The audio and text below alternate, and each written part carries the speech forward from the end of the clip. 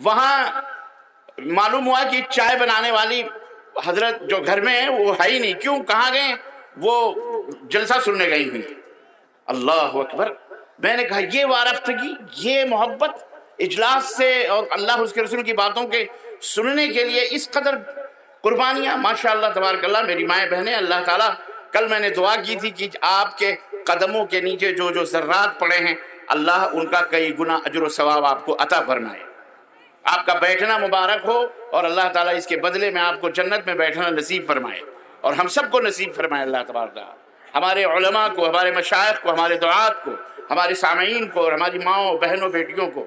عزیزان گرامی، میں مشکور و ممنون ہوں تمام آپ حضرات کا کہ اتنی رات کو بھی آپ حضرات یہاں بیٹھے ہوئے ہیں. اللہ تعالیٰ آپ سب کو، ہم کو جزائے خیر عطا فرمائے. دوستوں اور بھائیوں، چند باتیں بنیادی طور پر میں آپ حضرات کی خدمت میں متفرق لے کر کے حاضر ہوا ہوں. بہت ساری چیزیں آپ نے سنی ہیں. ایک بات ہے اور وہ ہے یہ کہ ہمارا مقصد زندگی کیا ہے. آپ یہاں آئے ہیں، آپ ایک مقصد لے کے رکھے آئے. ایک شخص ایک گھر بناتا ہے، اس کے پیچھے اس کا مقصد ہوتا ہے.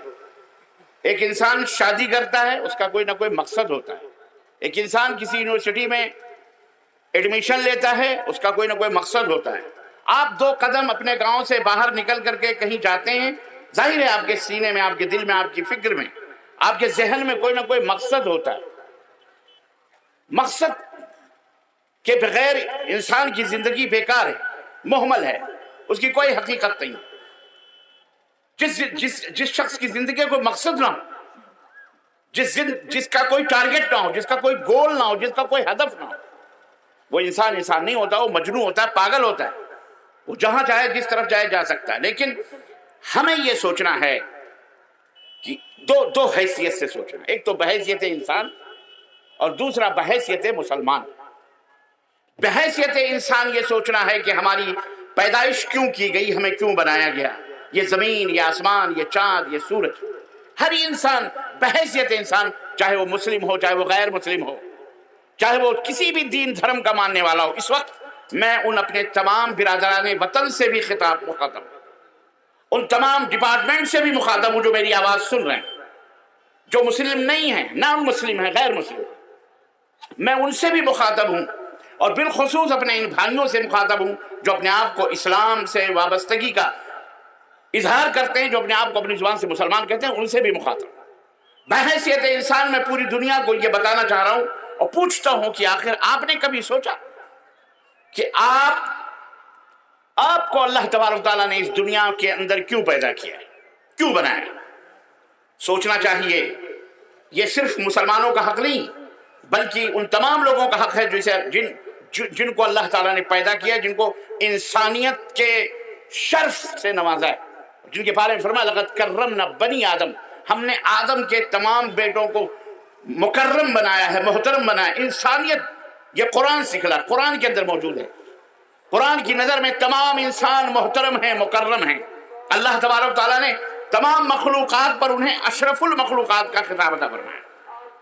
جانور، حیوان، چرند پرند، بھیڑ بکریاں، جو کچھ بھی جاندار ہیں، غیر جاندار ہیں، اللہ تبارک تعالیٰ نے ان کو مکرم محترم بنایا ہے. بنی آدم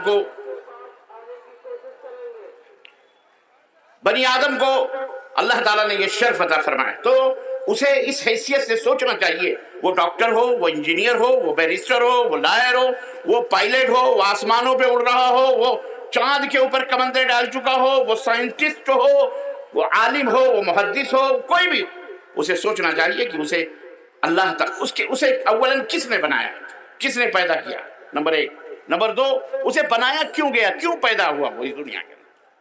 یہ زمین اور آسمان کیوں بنائی گئی، کس کے لیے بنائی گئی. یہ وہ سوالات ہیں جو ہر انسان کو سوچنا چاہیے اور ان کے جوابات پھر لینے کے عقل خرد سے کام لینا چاہیے. یہ سارے جوابات اللہ تعالیٰ نے قرآن کریم میں دیے. میں اپنے تمام انسانی بھائیوں سے بحیثیت انسان مخاطب ہوں. آپ کو کسی تعصب کا شکار نہیں ہونا چاہیے. اگر آپ کو کوئی خوبی، کوئی اچھائی کہیں سے بھی ملتی ہے تو آپ بلا کسی سوچے سمجھے اس خوبی اور اچھائی کو لینے کی کوشش کرتے ہیں. آپ کے لیے کوئی فائدہ مند چیز کہیں بھی نظر آتی ہے تو آپ اس کو حاصل کرنے کی کوشش کرتے ہیں. تو اگر آپ کی زندگی کا کوئی مقصد بتانے والا اگر کوئی بات آپ سے کہہ رہا ہے یا بتانے والی کتاب آپ کو کوئی بتا رہی ہے، کوئی انسان آپ سے کوئی آپ کا مقصد بتا رہا ہے، تو اس کو سننا چاہیے، اسے لینا چاہیے. آئیے میں آپ کو بحیثیت انسان یہ بتاتا ہوں کہ اللہ تعالیٰ نے آپ کو کیوں پیدا کیا ہے. سب سے پہلے تو آپ کو اللہ نے بنایا. آپ کسی ایسی آٹومیٹک زمین سے نکلی ہوئی مخلوق نہیں ہے، آسمان سے ٹپکی ہوئی کوئی چیز نہیں ہے پانی کے بوند کی طرح، نہ، بلکہ اللہ تعالیٰ نے آپ کو یا ایھا الانسان ما غرک بربک الکریم الذی خلقک فسواک فعدلک. اے انسان، ما غرک بربک الکریم، تجھے کس نے اپنے پیدا کرنے والے، اپنے پالنہار، اپنے رب سے دھوکے میں ڈال رکھا ہے. دھوکے میں ڈالا. انسان دھوکے میں پڑا ہوا ہے. کوئی بھی انسان ہو، کوئی بیرسٹر ہو، کوئی منسٹر ہو، کوئی وزیر ہو، سنو غور سے یہ باتیں. اچھی چیزیں ہیں، حاصل کرنے کی کوشش کرو، ورنہ ہم سب جانتے ہیں کہ ہم مرنے کے بعد کہاں جانے والے ہیں. یا تو جنت ہے اور یا تو جہنم ہے، یا سرگ ہے یا نرک. اور دنیا میں بھی کبھی کبھی سرگ اور نرک کے تمام مناظر ہمارے سامنے آ جاتے ہیں. ما غرک بربک الکریم، اپنے پروردگار سے تجھے کس نے دھوکے میں ڈال رکھا ہے. الذی خلقک فسواک فعدلک، جس نے تجھے پیدا کیا، بہترین قد و قامت عطا فرمائی، بہترین آنکھیں، بہترین ناک، بہترین زبان، بہترین کان، بہترین ہاتھ پیر، ہر چیز تجھے عطا کیا، تجھے بنایا، بہترین انداز سے پیدا کیا. کس نے تجھے دھوکے میں ڈال رکھا اپنے رب سے؟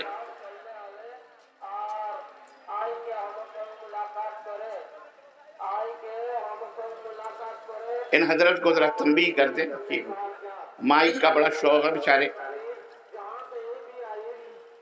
یہ جلسہ ہے، یا وہی مائک چلے یا تو یہ مائک چلے.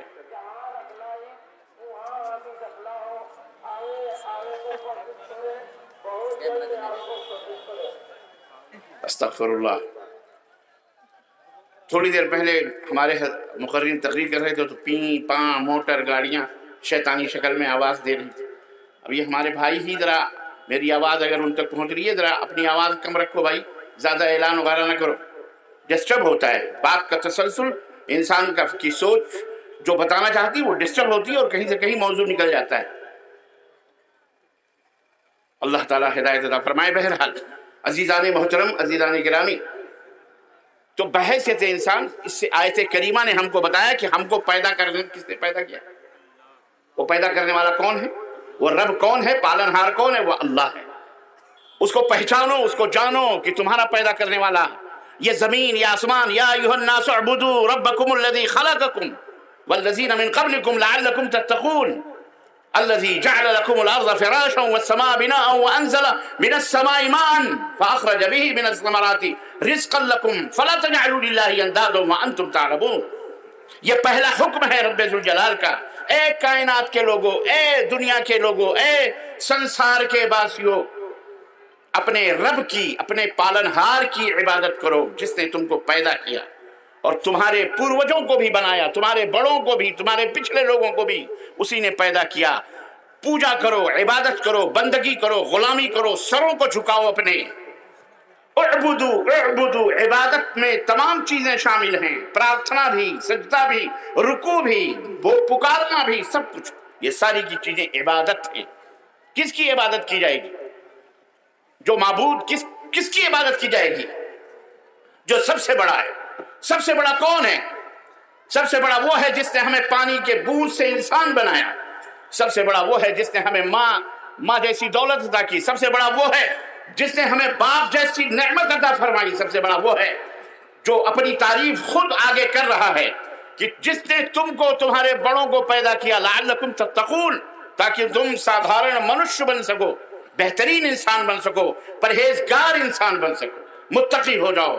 وہ رب کون ہے جس نے بنایا ہے تم کو؟ الذی جعل لکم الارض فراشا، وہ تمہارا پالنہار، تمہارا رب وہ ہے جس نے تمہارے لیے زمین کا بہترین بچھونا بچھایا، زمین کا بچھونا بچھایا. وانزل من السماء ماء فاخرج به من الثمرات رزقا لکم، اور آسمان سے تمہارے لیے برکھا برسائی، بارش نازل ہوئی، اور اس زمین سے پھر مختلف قسم کے اناج، وبھن پرکار کے آہار اس نے پیدا کیے. अनाज बनाए इसी जमीन से, एक ही जमीन है, एक ही पानी है, कहीं धान उग रहे हैं, कहीं गेहूं उग रहे हैं, कहीं मिर्चियां उग रही हैं, कहीं टमाटर उग रहे हैं, कहीं हल्दी उग रही है, कहीं मिर्च मुख्तलिफ किस्म के, कहीं आम के पेड़ हैं, कहीं अमरूद के पेड़ हैं, कहीं खट्टे हैं, कहीं मीठे हैं, कहीं तीखे हैं, है कि नहीं? जमीन एक है, पानी एक है। सोचो जरा, गौर करो, वो रब है, वो तुम्हारा पालनहार है। क्यों बनाए तुमने? तो क्यों उसने बनाए?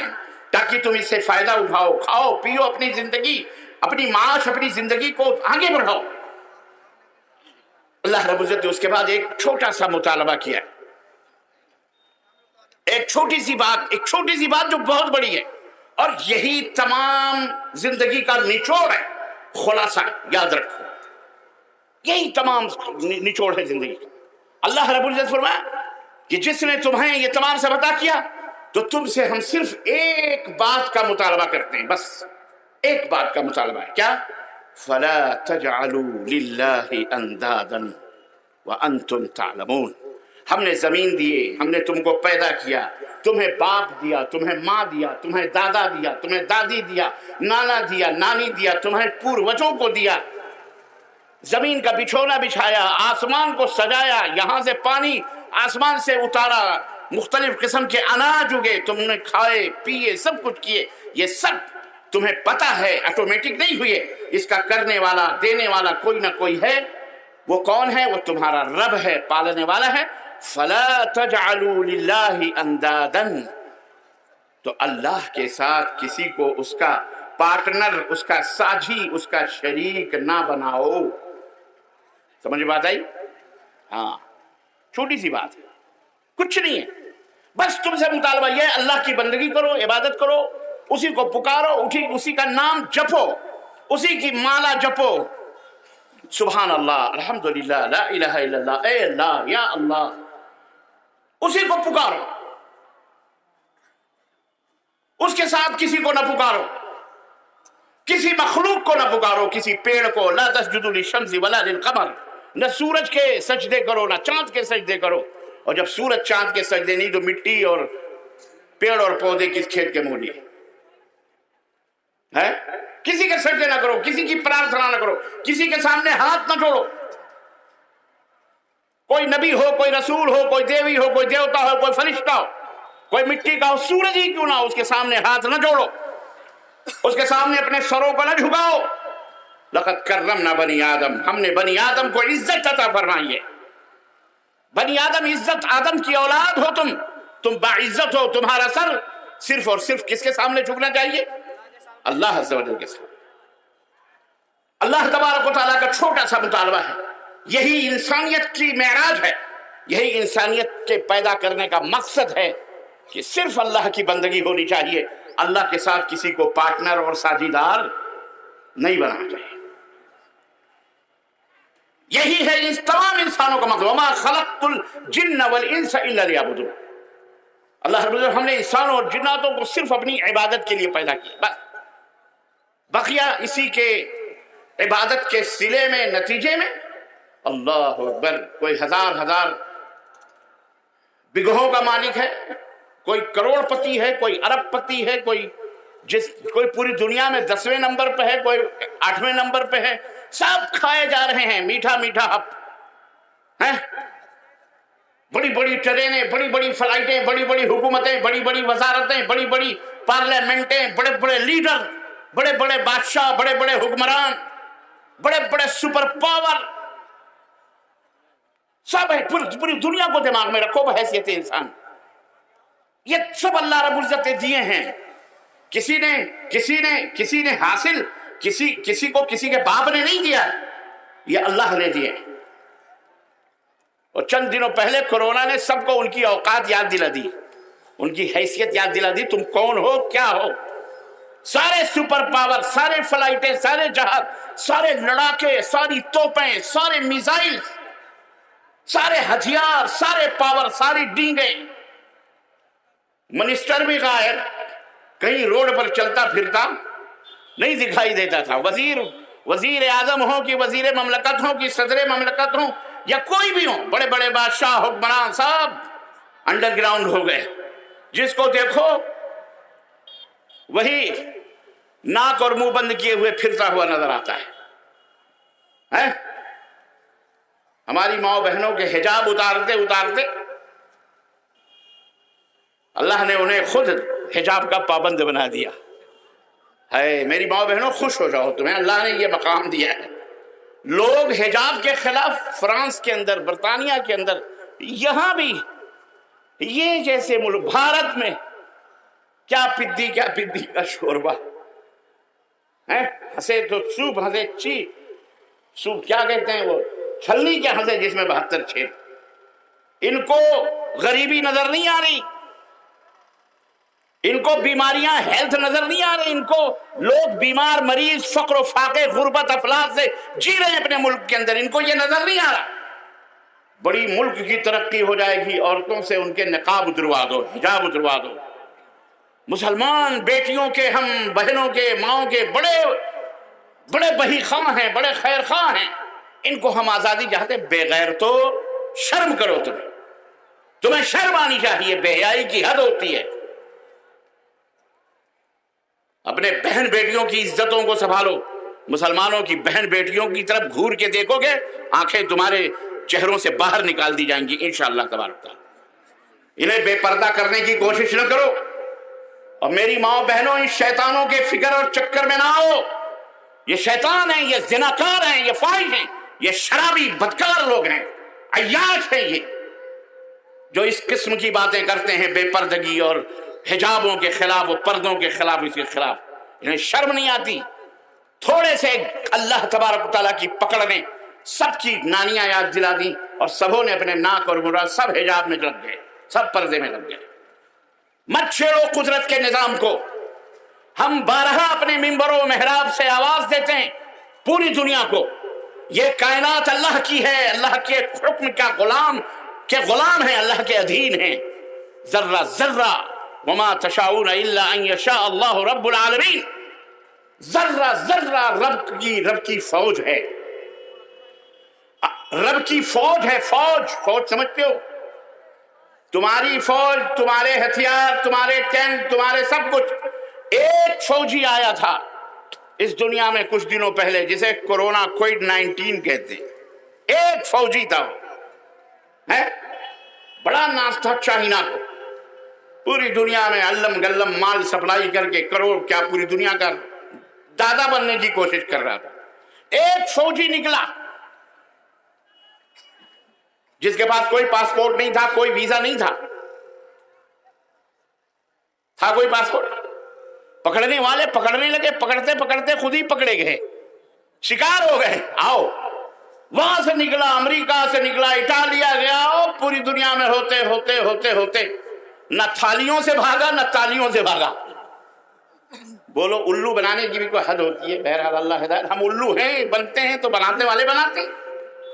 तुम हो बेवकूफ, इसलिए बेवकूफ बनाए जाते हो। समझ रहे हो कि नहीं? हाँ, वो समझ रहे हैं कि तुम कितने बेवकूफ हो, इसलिए बनते हैं। कहीं नहीं भागा, किसी वो फौजी डरा ही नहीं। उस फौजी ने अच्छे अच्छों के गिरेबान पकड़े, अच्छे अच्छों के नाकड़े बंद कर दिए, अच्छे अच्छों की सांसें बंद कर दी उसने। जिसे क्या कहा जाता था उस जर्नेल को? कोरोना कोविड-19। अल्लाह हमें ऐसे कहर से बचाए।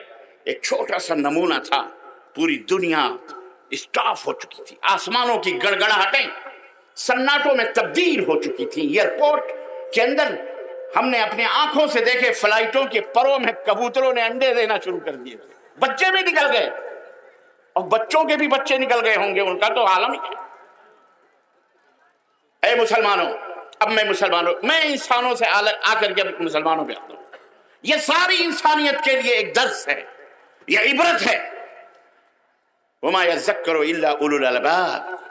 लेकिन इनसे नसीहत वही हासिल करते हैं जिनके पास अक्ल होती है, खरद होती है। लेकिन जो अल्लाह के सिवा गैरों का पुजारी होता है, अल्लाह के सिवा गैरों को पूछता है, गैरों से मांगता है, गैरों के सामने अपने दामनों को फैलाता है, गैरों से रोता है, गिड़गिड़ाता है, गैरों को अपना माबूद समझता है, गैरों के सामने सजदा करता है, अल्लाह रब्बुल इज्जत ने फरमाया उलाइका कल अनआम बल हुम अदल। ये जानवर हैं, जानवर, बल्कि जानवरों से भी बदतर है। किससे? बोलो, जानवर किसी का मुंह गू नहीं खाता, ये तो उसी के मुंह गूद खाते। ہمارا دیش بھی عجیب و غریب ہے جناب، جہاں دودھ دریاؤں میں پھینکے جاتے ہیں، موت پیے جاتے ہیں، ہے کہ نہیں؟ یہ عجیب و غریب معاملہ ہے۔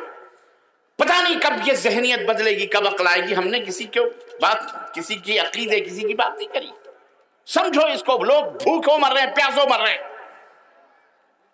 بچوں کی ماؤں کے دودھ خشک ہو گئے، بوتلوں میں دودھ نہیں ہے، اور ندیوں میں نالوں میں پھینکے جا رہے ہیں۔ اللہ ہدایت عطا فرمائے، بولو آمین۔ عزیزان گرامی، صرف اللہ رب العزت کا مطالبہ یہ ہے، یہ چھوٹا سا ایک نمونہ اللہ رب العزت نے دیا تھا تاکہ انسانیت کو سمجھ آ جائے کہ تم جانور نہیں ہو، تم حیوان نہیں ہو۔ لقد کرمنا بنی آدم، ہم نے انسان کو مکرم اور محترم بنایا ہے۔ تم محترم ہو، معزز ہو، تمہیں ہماری عبادت و بندگی کرنی چاہیے، ہمارے ساتھ کسی کو شریک نہیں کرنا چاہیے۔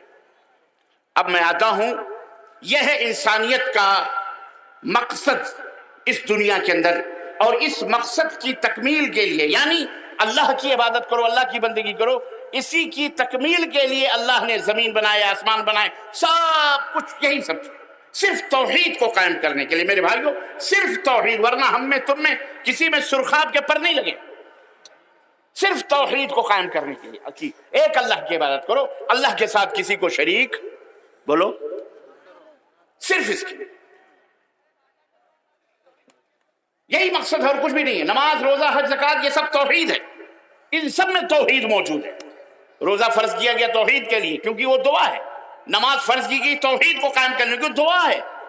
الحمدللہ رب العالمین، تمام قسم کی تعریف، حمد و ثنا اللہ اس رب کے لیے جو سارے جہانوں کا مالک ہے۔ مالک یوم الدین، الرحمن الرحیم، مالک یوم الدین جو رحمان ہے، جو رحیم ہے، ایاک نعبد و ایاک، یہ پوری توحید ہے۔ اللہ ہم تیری ہی عبادت کرتے ہیں۔ روزہ، آپ جب افطار کرتے ہو، بسم اللہ کرتے ہو، افطار بسم اللہ کہہ کے افطار کرتے ہو۔ رمضان کا مہینہ ہمارے سروں پہ موجود آنے والا ہے، یہ مکمل توحید ہے۔ کس کے لیے روزہ رکھ رہے ہیں آپ؟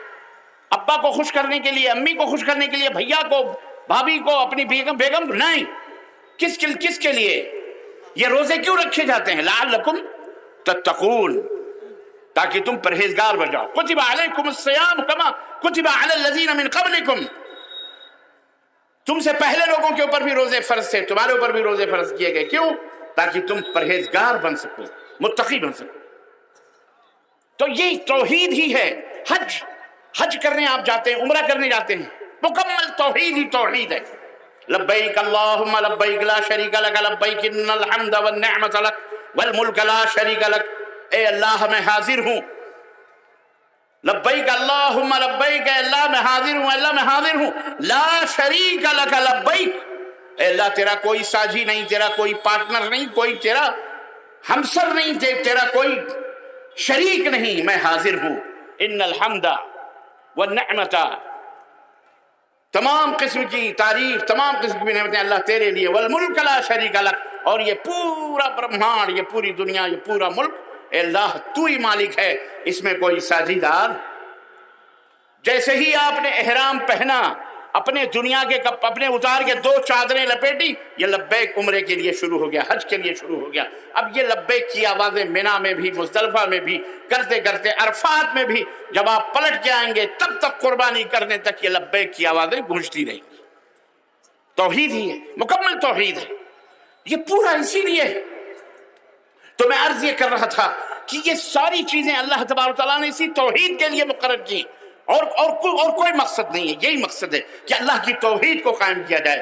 اب یہ شیطان کی خواہش ہوتی ہے کہ آپ کو سب سے پہلے اس کا یہ سازش ہوتی ہے کہ آپ کو کسی نہ کسی طریقے سے آپ کی توحید میں الٹ پلٹ کر کے آپ کو مشرک بنا دے، آپ کو کافر بنا دے، ہٹا دے اس سے۔ آج دیکھیں کتنے مسلمان ہیں، اور مسلمانوں میں بھی کتنے مسلمان ہیں جو توحید کے اوپر قائم و دائم ہیں۔ اکثر انسان شرک کے اندر، تقریباً 7.5 ارب لوگ ہیں دنیا میں، انسان ہیں، اس میں تقریباً 1.5 ارب 2.25 ارب مسلمان ہیں، باقی سارے کے سارے غیر مسلم ہیں، شرک میں ڈوبے ہوئے ہیں، کفر میں ڈوبے ہوئے ہیں، اللہ کی کھاتے ہیں، اللہ کی پیتے ہیں، اللہ کی زمین پہ، لیکن اللہ کو جانتے نہیں، مانتے نہیں، پہچانتے نہیں۔ اور پھر مسلمان جو ہیں، ان مسلمانوں میں بھی کتنے مسلمان ہیں جو صرف اللہ کی عبادت کرتے ہیں، चुनाचे आपको पता है कि कुछ लोग झंडों की इबादत करते हैं, कुछ लोग डंडों को पूजते हैं, कुछ लोग मज़ारों को पूजते हैं, कुछ लोग दरगाहों को पूजते हैं, कुछ लोग पीरों को पूजते हैं, फकीरों को पूजते हैं, कुछ लोग क्या क्या न जाने कहां कहां अपने सरों को झुकाते हैं, कलमा पढ़ते हुए भी शिर्क में मुब्तला है कि नहीं? ये शैतान शैतान इन्न शैतान लकुम अदुव्वुम मुबीन, तुम्हारा हमारा खुला हुआ दुश्मन है शैतान। इसका सबसे पहला हमला ईमान पर होता है। शैतान नमाज पे नहीं हमला करता, रोजे पे सबसे पहला हमला नहीं करता, ज़कात पे नहीं करता, बल्कि सबसे पहला हमला उसका ईमान पे होता है कि इसके ईमान को बिगाड़ दो। और ईमान को बिगाड़ने में सबसे पहला बिगाड़ शिर्क, इसको शिर्क में दाखिल कर दो, इसे मुशरिक बना दो किसी भी तरह से। अकीदत में, मोहब्बत में पीरों को पुकारे, फकीरों को पुकारे, या गौसल मदद, या ख्वाजा गरीब नवाज अल मदद, या अली मुश्किल कुशा, या फलाने, ये ढगाने, इस तरह के नारे लगवा कर इसको शिर्क मुशरिक में बना दो। फिर ये नमाज पढ़े, ये रोजा रखे, ये हज करे, ये ज़कात दे, ये सदका करे, ये बड़ा नेक बने, ये तस्बीहें पकड़ करके हमेशा हिलाता रहे, ये मस्जिदों के अंदर वजीफे पढ़े, कुछ भी करे, वो फिर पूछने के लिए नहीं आता। क्यों? जब शिर्क दाखिल हो गया तो खलास, अब उसके बाद कोई मामला बाकी नहीं रहा। वो जानता है कि शिर्क के बाद ये तमाम अमाल कोई भी काबिल कबूल अल्लाह ताला के यहां नहीं।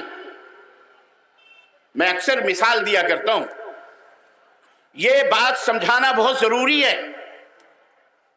वमा युमिनु बिल्लाहि अक्सरुहुम इल्ला वहुम मुशरिकून, ये अल्लाह का बयान है कि बहुत सारे कलमा पढ़ने वाले, अल्लाह पर ईमान लाने का दावा रख करने वाले शिर्क में मुब्तला।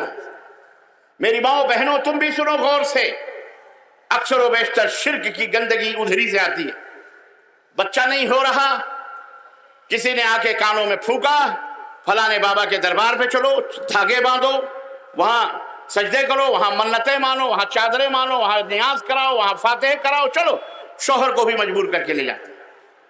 अल्लाह तबारक व तआला, याद रखो, हर गुनाह माफ कर देगा, लेकिन शिर्क को माफ नहीं करेगा।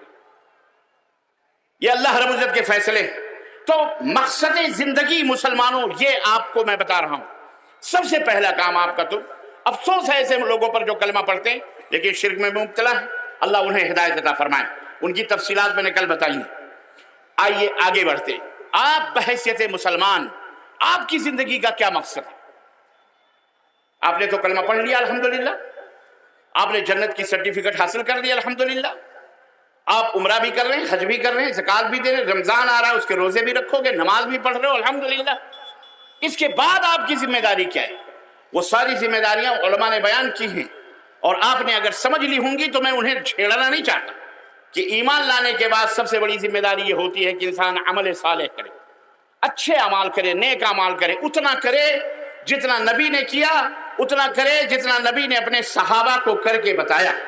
नेक अमल, नेक अमल, नेक अमल, नेक अमल, कौन सा अमल नेक कहलाता है ये समझने की जरूरत है।